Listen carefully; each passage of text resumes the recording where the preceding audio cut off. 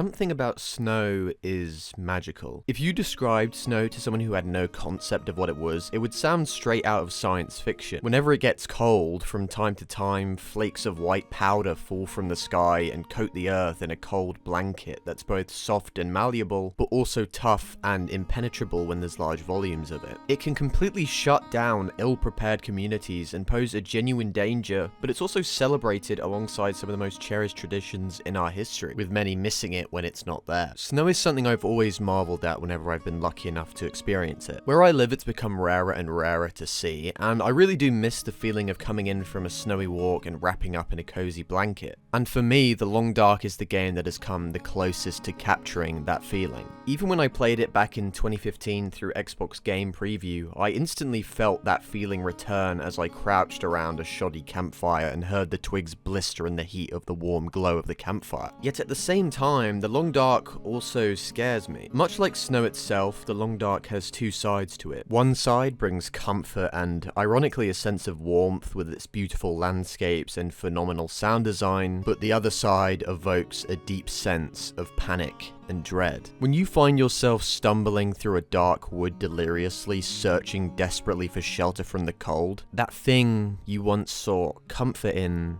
becomes your enemy.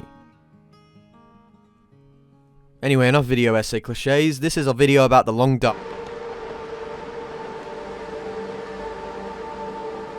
The Long Dark is a survival game set in the Canadian wilderness after a worldwide power outage has caused you to become stranded in unfamiliar territory. Despite its genre, The Long Dark manages to set itself apart from its contemporaries within the survival crafting genre by focusing purely on the survival aspect. Of course, crafting plays a role to some extent, but you aren't going to be building bases or crafting powerful armor sets. Instead, The Long Dark focuses more on the moment-to-moment struggle for survival, which makes it incredibly refreshing, especially when it first came out. There are a few outliers, but for the most part, it seemed like these games wanted to get through the quote-unquote boring early game of figuring out the rules and struggling to survive, and instead move on to the base building stuff. And of course, there's nothing wrong with that, but I always found it disappointing that these games didn't focus on the survival aspects enough, which is why The Long Dark was such a pleasant surprise when I first played it. It was remarkably simple and easy to pick up, but tough to master in the way that all great games are. Not only did you have thirst and hunger to look out for, but also fatigue and temperature, which was something I had never seen in a game before. The temperature mechanic makes every location dangerous to some extent. You could be far away from any hostile wildlife and stocked up on weapons and food, but if you didn't pack a coat,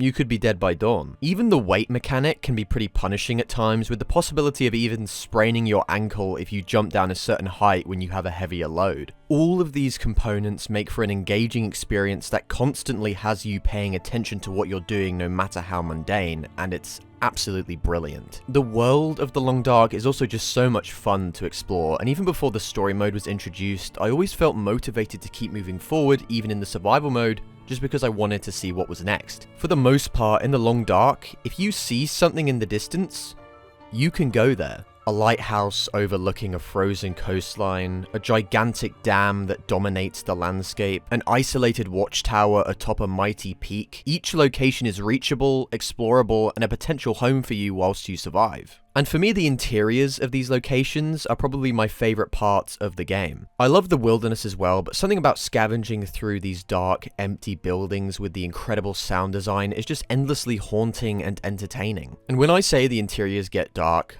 I mean dark. Like, it gets pitch black in some places, and it's just brilliantly atmospheric. It adds so much to your desperation when not only are you dying of hunger, but the building you've just entered is pitch black and you have no idea where you're going. And even if you've got some matches on you, they just about highlight the area around you. Now that I'm saying it, that sounds horribly stressful, which is true, but it's so strange because at the same time, I find this game super relaxing. Like, when you're prepared and it's broad daylight and you're not on the back foot anymore and you kind of understand your surroundings a bit more, it can be super fun and almost trance-like to just go through these buildings and search through every nook and cranny. It's super relaxing and fun. And I cannot underestimate how important the sound design is to those sections and to the game overall. A lot of your actions in The Long Dark aren't fully animated, so instead sound design and sound cues are used to kind of paint the picture of what you're doing in your head. And all of these sound cues, all of this Foley is just fantastic.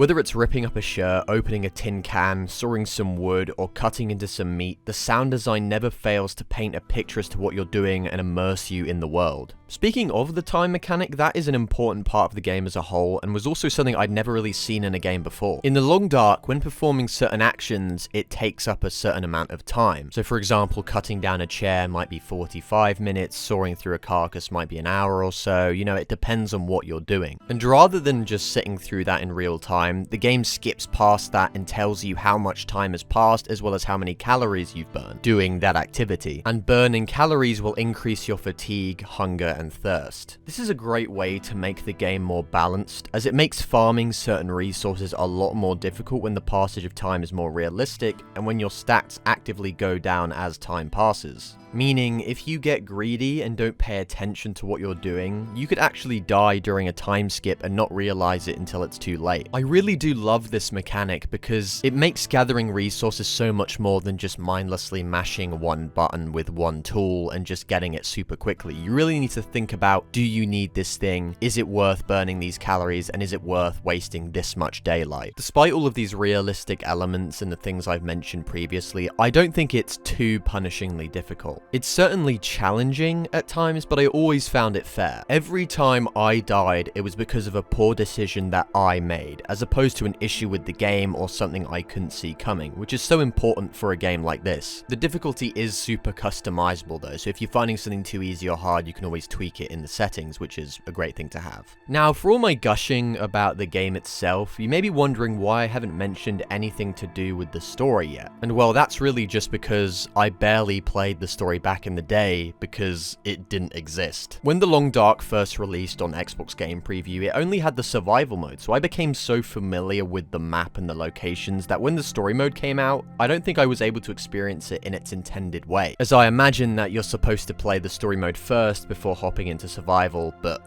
I couldn't do that, of course, because it was literally impossible when I first played the game. I will touch on the story briefly because I did play through it for the sake of this video, but honestly, my overall thoughts on it are really that it's just a guided tour version of the survival mode. Do you want to see all the sights, learn some lore, and always have a goal to head to? Well, then the story mode does just that. Rather than kind of coming across these locations organically as you would in survival, the story kind of pushes you towards these locations so you can experience them. It's a perfectly fine introduction to this world, I suppose, but if I'm being honest, I really don't think I can speak on it completely accurately. I knew this map in and out by the time the story mode came out, so I can't really speak to how effective it is at engaging you in the world since I was kind of already engaged with the world. I think maybe the reason why I'm kind of lukewarm on the story is just because I was kind of hoping for something more different from the survival experience. Right now though, the only thing separating the story mode and the survival mode are just cutscenes, a few unique events, and some NPCs. But it honestly feels like you could just add a bunch of these unique events and NPCs into the survival mode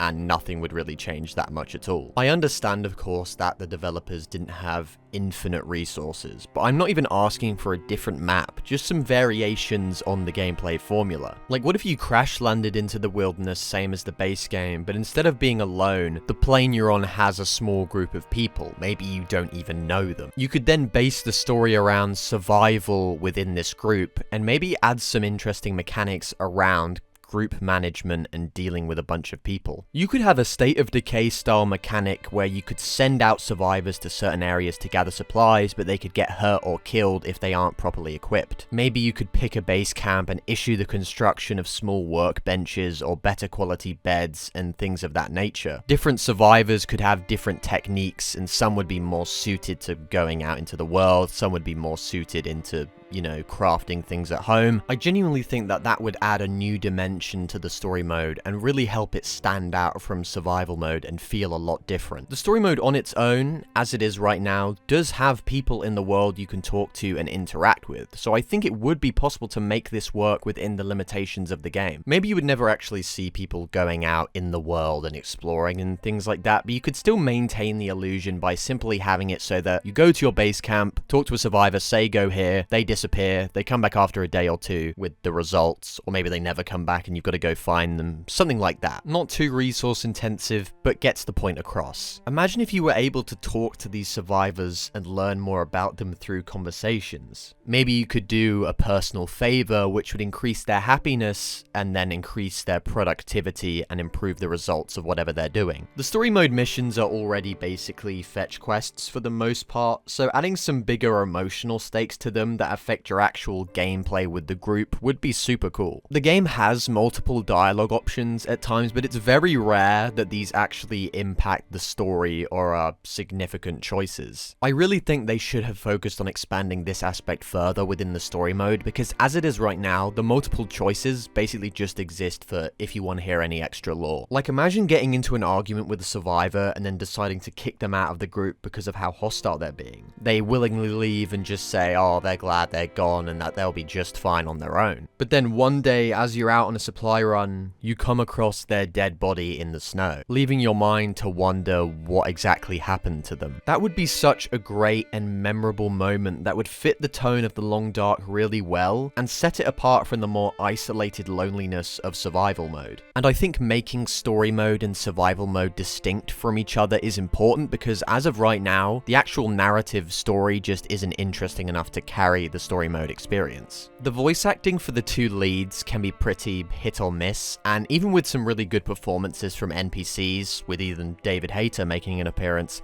I didn't find the narrative interesting enough, and I feel like for a lot of people it isn't going to be enough to pull them in and to keep them going. Whilst we're talking about negatives, I feel like I might as well just talk about a few issues I had with the game, even within survival mode. Melee combat is practically non-existent, and you can't even defend yourself until you've already been attacked. And I understand why that is, of course, with the limitations, but it's just my ape brain loves that swing and connect gratification that comes with most first-person melee combat. For as much as I would love every game to have first-person absolutely brutal pipe swinging melee combat condemned style, I understand that that's just not what some games are going for. I will say though, I think maybe adding in a trader would have been cool. Like, maybe the only way you can get certain high quality items is from this trader, but he would want something in exchange, like some food or an item from a certain place. Make them a traveling merchant and update their stock from time to time, and maybe even randomize some of the requests, and you've got something that's basically just the story mode without the uncanny cutscenes or generic dialogue. Although I do think the in-game cutscenes are nicer, and I think the dialogue of the NPCs is a lot better. Look, I don't want it to come across like I don't like the story mode or that I hate the story mode. It's perfectly fine. I'm sure it's a great introduction for people, but it's just not for me. And I think I just wished I loved it as much as the rest of the game, because I really do love this game and its atmosphere and its music and its vibe, and I just love every inch of it.